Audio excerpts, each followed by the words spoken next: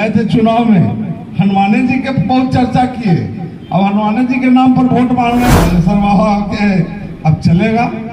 एक बात हमेशा याद रखिए, कितना घिनौना काम है, पार्टी पक्षधर है, उसकी माँ बहन है उसमें भूत पिचास के साथ। आपकी माँ बहन और बेटी, आपके जात बिरादरी के लोग, भूत भरता वहां, कपड़ा खुल जाता वहां। क्या बोला भाजपा वाले लोग? आज अखबार में आया है कि जिसकी हिम्मत है रोक के दिखला दे, मैं चुनौती स्वीकार करता हूं। नमस्कार, मेरा नाम प्रकाश है, आप टुडे बिहार न्यूज देख रहे हैं।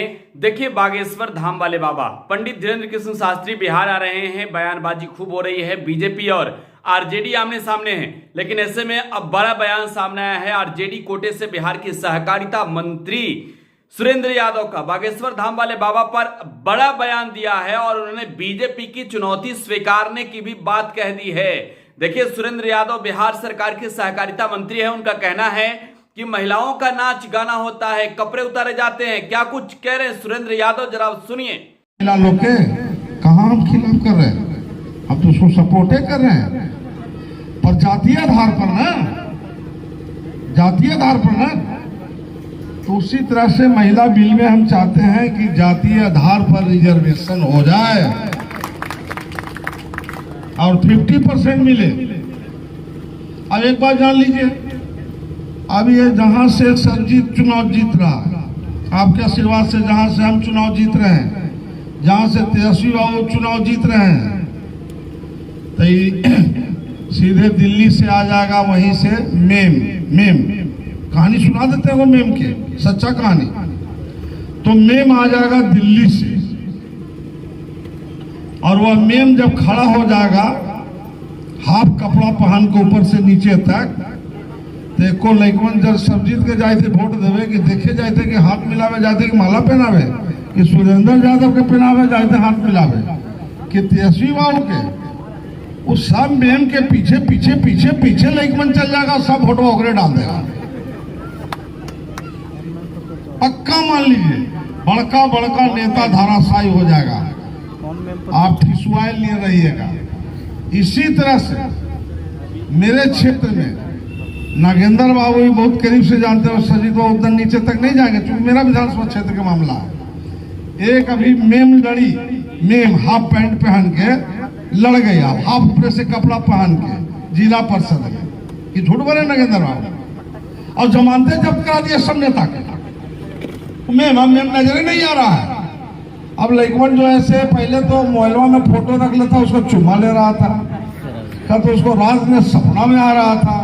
क्या बोल रहा है? अब मेम के बयान बताइए क्या है? अब भेटाएगा कहाँ से? वो तो मतलब निकल गया, पहचानते नहीं, वो तो चल दिया, लोग बैठी हुई है, जीत के बड़ा बड़ा नेता के हरा के चला गया। अब वहां से वो जीती थी, मेरा बेटी थी वो ममता, बेटी जीती थी ममता, या फिर नागेंद्र सिंह, दो में यही में एक जीता था। तो ज्यादा 3 बार जीती ममता, 1 बार जीता नागेंद्र सिंह। आई दोनों नेता सफाए हो गए, दोनों सफाए हो गए। तो ये है कि बिल जो भी आ, अब ये जनगणना का मामला था, जनगणना का मामला, तो जनगणना के जो मामला था ये होना अनिवार्य था। ये जब होता तो इसी के आधार पर आपको हक अधिकार मिलता, और भारत सरकार से उसी हक अधिकार से पैसा आप लेते, तब यह आपका इस क्षेत्र का विकास होता। ये नीति आयोग, अब तो नीति आयोग इस पर कुछ बोल भी नहीं करेगा, ये तो आपका समाप्त कर दिया, समाप्त कर दिया। और किसका राज आ रहा है? बालेश्वर बाबा का। बालेश्वर में बागेश्वर। जय हनुमान, जय श्री राम खत्म, अब उनका कहानी खत्म। जय हनुमान जी क्या आ गया, रामचंद्र जी स्थापित हो गए अयोध्या जी में, अब हनुमान जी बच गए। तो माननीय प्रधानमंत्री जो हमारे अभिभावक हैं, वो भी हनुमान जी की घड़ी चर्चा कर रहे हैं, हनुमान जी की चर्चा कर रहे हैं।